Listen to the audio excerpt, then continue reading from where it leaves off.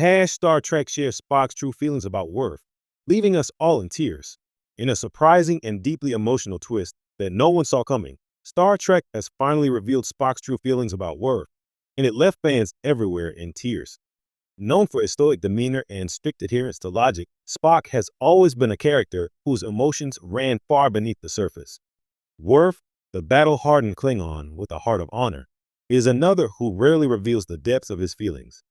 Yet when these two titans of Star Trek legacy finally intersected on an emotional level, the result was a scene for the ages, and one that brought a quiet sense of closure fans didn't know they needed.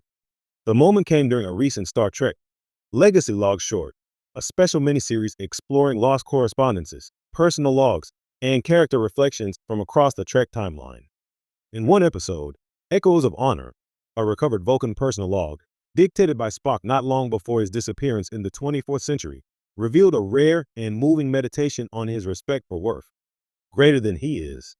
Unlike most Klingons I have encountered, Spock begins in the log, his voice calm yet laced with an undeniable reverence.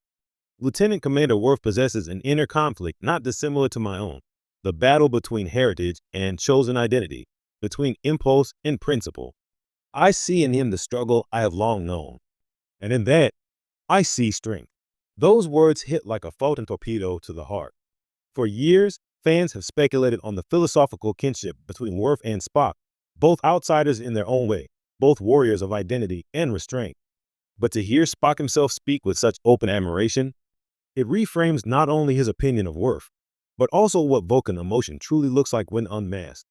The recording continues with Spock reflecting on a mission the two shared, a diplomatic venture to Konos, detailed only in passing in Deep Space Nine lore. While the mission was officially uneventful, Spock's log reveals something else. A long conversation the two shared under the stars of the Klingon homeworld. Greater than, he asked me if I ever felt at home anywhere, Spock says, his voice almost faltering. I responded in the Vulcan fashion, but internally, I considered the question far longer than I expected. Worf does not seek comfort. He seeks belonging, as do I. The bond between the two men was subtle, often overlooked by viewers caught up in their contrasting temperaments. But they were bound by the same inner war. Spock, the half-human in a Vulcan world. Worf, the Klingon raised by humans. Both devoted to duty. Both misunderstood. Both striving to reconcile what they are with what they want to be.